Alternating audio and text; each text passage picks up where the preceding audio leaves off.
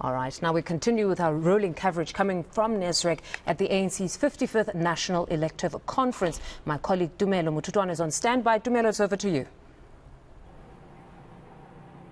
Well, thank you so much, Mfundo Mabalani. Indeed, this is the last day of the ANC's 55th National Elective Conference. And as far as the program is concerned, and also Bulemabe reiterating that there's no budget to add an extra day, it would mean that it'll be an additional cost, of course, to food and accommodation for all the delegates across the country. So they have to finish today, but not without, of course, the top 7 speaking to the media, giving them a briefing of what this new leadership actually means for the organization, particularly when it comes to their mandate of renewal. It's been quite a neck-on-neck contestation between Willem Kiezer and Cyril Ramaphosa. You've witnessed how intense it was during conference, but today we get to close it all off because we know who the top 7 are, with that additional role of first DSG and second DSG within the top 7. But of course, as the ANC has elected new leaders and even added an extra position to its leadership scroll, what will they do to improve state of affairs of the party as well as of the country?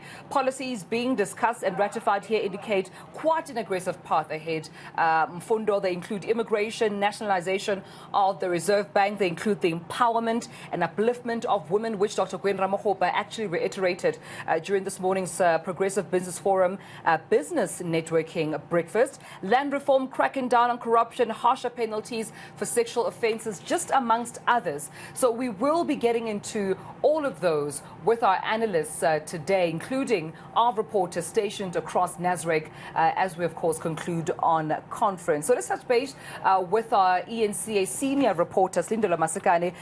Earlier on, Slee, you were out in Alexandra. This is where, this is the home now of the ANC Deputy President, Paul Mashatile. I had mentioned earlier on that with every reward or election comes a new responsibility, and I can imagine the community of Alexandra now quite hopeful that Paul Mashatile, of course, will remember all the responsibilities that lie ahead since he's become ANC Deputy President. Good morning.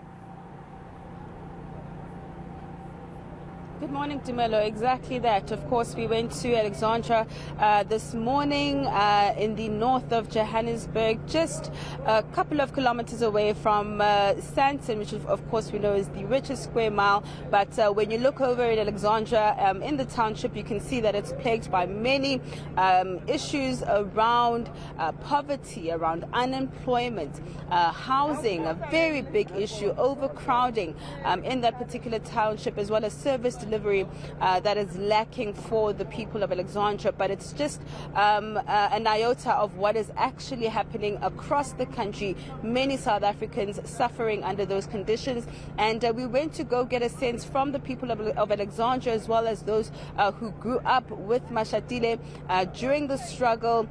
This is where he cut his political teeth, of course, and of course many of them having very high hopes and expectations from the newly elected Deputy President that he's going to change those socio-economic conditions for them in his home township, but of course across South Africa as well. Like you said, we are hoping to hear from the newly elected top 7 once they conclude their business of conference. Of course, we know much is expected today, but we spoke to somebody who watched Paul Mashatile grow up within the African National Congress. That is Mr. Linda Twala, one of the oldest residents of Alexandra.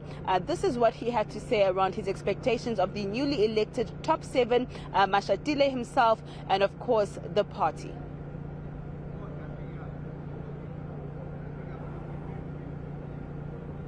Well, of course, as we continue to get, of course, all those ideals and, I suppose, reactions, Slee, I'm sure we'll have Linda Twala, of course, bite so we can hear what he had to say in terms of the responsibility that lies for Paul Mashatile, but also his reflections on some of the past leaders within the ANC. We'll have to leave it there, colleague, and we'll be sure to catch up with you again as soon as there are other developments.